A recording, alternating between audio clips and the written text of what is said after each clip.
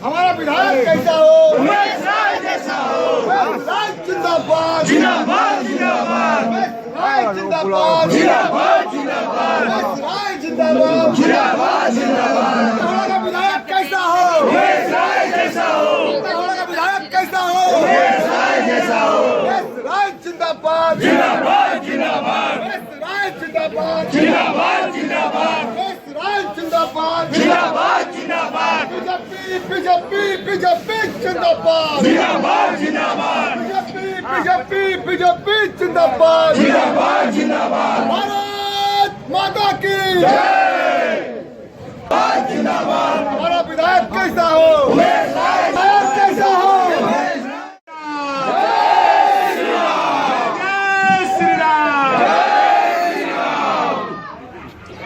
आज मुझे बहुत ही खुशी हो रही है, याद करिए मुझे अपने आप पर, अपने पार्टी पर गर्व हो रहा है कि मेरे जैसे एक साधारण कार्यकर्ता को, आपके जैसे परिवार के एक सदस्य के, जैसे आपके घर का कोई लड़का है, ठीक उसी के तरह मैं भी हूँ, एकदम साधारण से परिवार का एक छोटा सा सदस्य। मैं अपने परिवार का सबसे छोटा सदस्य हूँ और मैंने अपने जीवन में इसी हावड़ा के किंग्स रोड में मेरा जन्म हुआ और मैंने इस इलाके में प्रवासी लोगों के समस्याओं को देखा है जीवन भर। लुंगी पहनकर, धोती पहनकर थाना में जाने वाले लोगों को थाना के बाहर संतरी रोक देता था और सिपाही से बात करना पड़ता था कि क्या बात है बताइए तो थाना में घुसने को मिलेगा। मैंने उस दौर के राजनीति को भी देखा है और सरकार को भी देखा है। जब पूरे परिवार के लोगों को आपसे उम्मीद होती है कि आपका लड़का पढ़ लिख कर नौकरी करे, परिवार को 2 रुपया ला कर दे, ऐसे परिस्थिति में मैंने राजनीति करना चुना। और राजनीति करना, अगर पैसा कमाना होता तो लोग रोजगार करते, नौकरी करते, लेकिन मुझे ऐसा लगा कि किसी न किसी को आगे बढ़कर समाज के लिए कुछ करना चाहिए। चूंकि परिवार का छोटा सदस्य थे, इसलिए परिवार के लोगों को मुझसे बहुत उम्मीद भी नहीं थी। घर में बहुत सारे लोग कमा खा के भोजन की व्यवस्था कर देते थे, तो मुझे फ्री हैंड मिला समाज के लिए काम करने का। आपके बीच का हूँ, इसलिए मेरा अच्छा और बुरा कुछ भी आपसे छुपा हुआ नहीं है। मैं कहीं बाहर से आया नहीं हूँ कि मुझे कोई बताएगा कि बहुत बड़ा आदमी है, बड़ा अच्छा काम किया है। हम अच्छा है, बुरा है, जो भी है आपके सामने है। अब किंग्स रोड में, और मैंने 28 साल अपना जलियापाड़ा में यही टेलीफोन एक्सचेंज के पास बिताया है। तो ये जो इलाका है ये मेरा परिवार है। चूंकि राजनीति के कारण बहुत सारे लोगों के साथ इस पश्चिम बंगाल में भारतीय जनता पार्टी करना एक चैलेंज रहा है। यहाँ हमेशा से ही सीपीएम का दबदबा रहा, उसके बाद तृणमूल कांग्रेस का राज रहा है और सत्ता के खिलाफ बोलने की हिम्मत बहुत कम लोगों में रही है। चूंकि आप 500, 600, 700 किलोमीटर दूर से यहाँ कमाने खाने अपना परिवार पालने आए हैं, बच्चा बढ़िया से स्कूल में पढ़े, शांति से जीवन जिए, दुकान चलता रहे, नौकरी कर रहे हैं, कोई भगाए नहीं, डाला लगा रहे हैं, कोई उजाड़े नहीं। इस मानसिकता से हम लोग इस हावड़ा में अपना जीवन यापन किए हैं। इसी में कुछ लोग मजबूत निकल गए, हमारी आगे की पीढ़ियां तो मजदूरी करने आई, लेकिन आज हमारे घर के ही लड़के डॉक्टर हैं, इंजीनियर हैं, कारखाना चला रहे हैं, फैक्ट्री चला रहे हैं, दुकान चला रहे हैं, रोजगार कर रहे हैं। और हम पूरी मजबूती के साथ इस बंगाल के विकास में हम लोगों का भी बड़ा भूमिका रहा है। और आज मौका मिला है कि राजनीति के क्षेत्र में भी आप अपने परिवार के किसी सदस्य को स्थापित कर पाइए। कोई आपका भी होना चाहिए जो आपकी बात को विधानसभा में जाकर, आपके इलाके की समस्या को विधानसभा में जाकर उठाएगा। मेरा जीवन लगभग 44 साल का मैं हो गया। मैंने सीपीएम का सारा कार्यकाल देखा है। बचपन से मेरा जन्म हुआ और बंगाल में सीपीएम आया, तो हमने सीपीएम को देखा है कि सीपीएम के लोग सिर्फ पार्टी का भला चाहते थे। पार्टी संगठन मजबूत हो जाए, पार्टी बढ़िया रहे, सारा फैसला पार्टी ऑफिस से होगा। इलाका का और बंगाल का विकास के लिए सीपीएम ने कभी सीरियसली काम नहीं किया, जिसका नतीजा हुआ है कि पश्चिम बंगाल में 2011 में परिवर्तन हुआ और तृणमूल कांग्रेस आई। जिस आशा विश्वास के साथ हम लोगों ने बंगाल में तृणमूल कांग्रेस को लाया था, बंगाल की जनता ने, तृणमूल कांग्रेस उस आशा और विश्वास पर 1% भी खरा नहीं उतरी। सीपीएम से भी खराब स्थिति हो गया।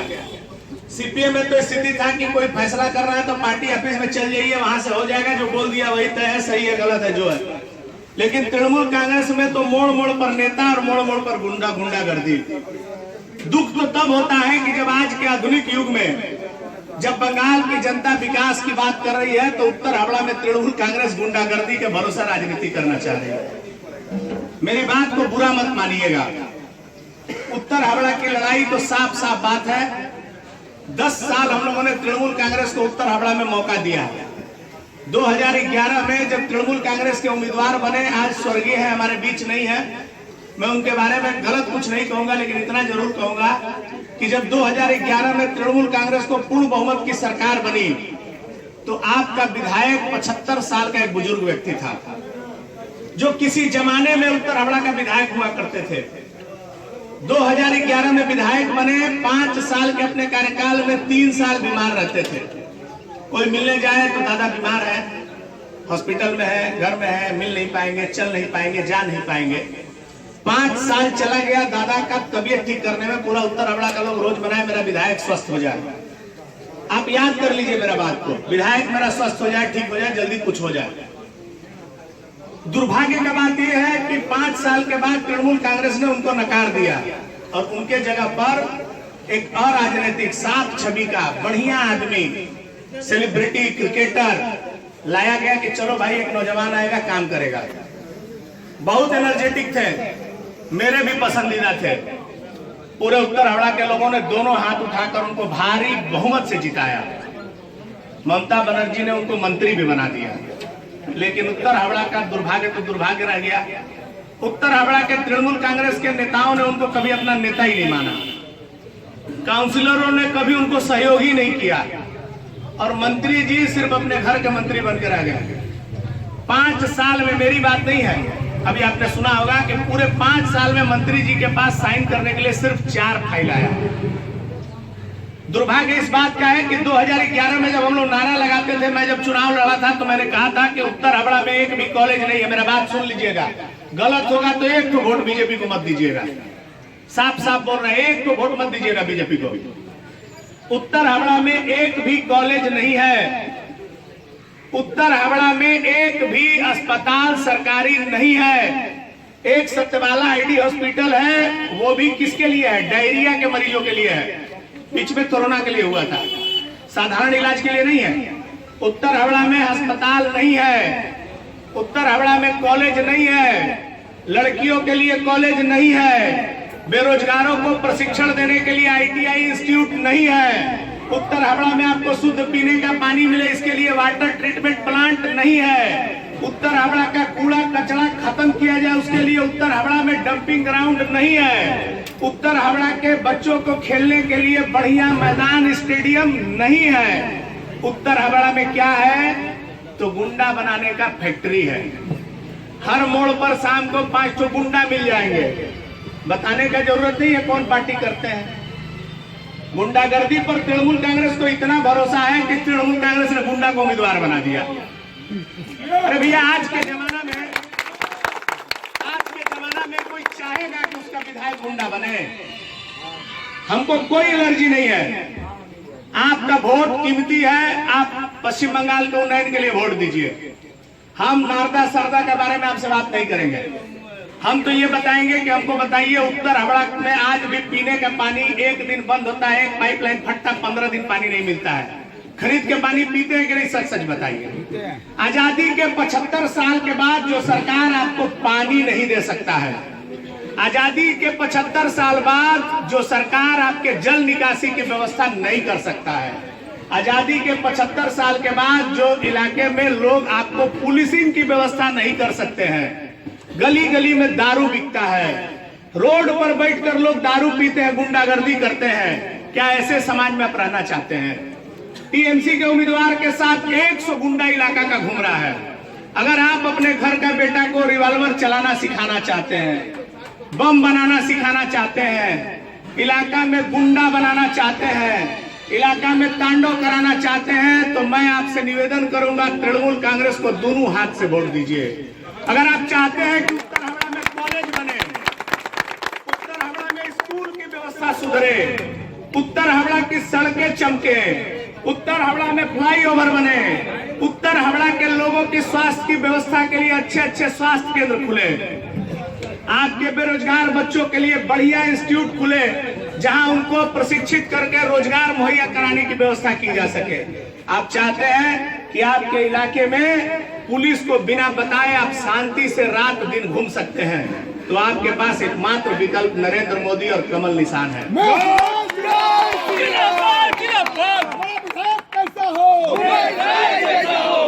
आपको ऐसा भी बहुत बार लग सकता है कि अरे यार ये तो सिर्फ बच्चा लड़का सीधा साधा है। भैया मेरा पार्टी ऐसा ही है। मेरा माननीय मंडल अध्यक्ष जी, आपके इस मंडल में माननीय विधायक जी का आगमन हुआ है, इसमें आप क्या कहना चाहते हैं? भारतीय जनता पार्टी का नेतृत्व जो इस बार उत्तर हावड़ा में विधायक के लिए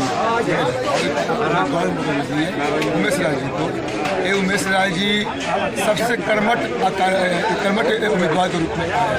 आपको विश्वास दिलाते हैं कि ये उत्तर हावड़ा का जनता, आम जनता भी इनको चाहती थी कि ये उम्मीदवार बन के आए और इन्हें भारी मतों से विजयी बनाकर उत्तर हावड़ा में जो भ्रष्टाचार है उसको मुक्ति दिलाए। धन्यवाद। उमेश राय जी, आपको आज हावड़ा जिला में एक पद से सुसज्जित करके विधायक उम्मीदवार बनाया गया है, इसमें आप जनता को क्या कहना चाहेंगे और उद्देश्य क्या है आपका, और भारतीय जनता पार्टी से आप जनता को क्या सुझाव देना चाहते हैं? देखिए, भारतीय जनता पार्टी ने मुझे उम्मीदवार बनाकर बीजेपी के लाखों उन कार्यकर्ताओं का सम्मान बढ़ाया है जो लोग मध्यम वर्ग से या गरीब परिवार से आते हैं और अपना सब कुछ लगाकर समाज के लिए कुछ करने का जज्बा रखते हैं।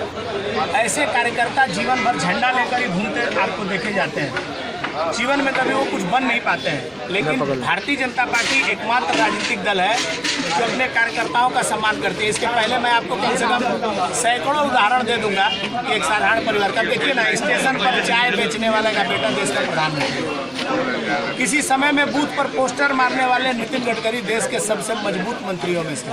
भारतीय जनता पार्टी के जितने राष्ट्रीय अध्यक्ष हुए हैं वो उनका इतिहास आप उठाकर देख लीजिए। साधारण परिवार के लोग जो कर्मठता के साथ काम करते हैं, भारतीय जनता पार्टी ने हमेशा अवसर दिया है। इस उत्तर हावड़ा जैसे इलाके में जहां पर 70% से ज़्यादा प्रवासी लोग निवास करते हैं, वहां पर मेरे जैसे एक साधारण कार्यकर्ता को पार्टी ने उम्मीदवार बना के इन 70% लोगों के परिवार के बीच एक आशा की किरण जगाई है कि पढ़ लिख कर आपका बेटा डॉक्टर, इंजीनियर बन सकता है, पैसा कमाने के लिए रोजगार कर सकता है, लेकिन आपके परिवार का कोई बेटा आपका विधायक भी बन सकता है। ये एक अवसर भारतीय जनता पार्टी ने इस उत्तर हावड़ा के लोगों को दिया है। मुझे पूरा विश्वास है कि जो विश्वास भारतीय जनता पार्टी ने मेरे ऊपर दिखाया है उस विश्वास पर मैं खड़ा हूं। धन्यवाद।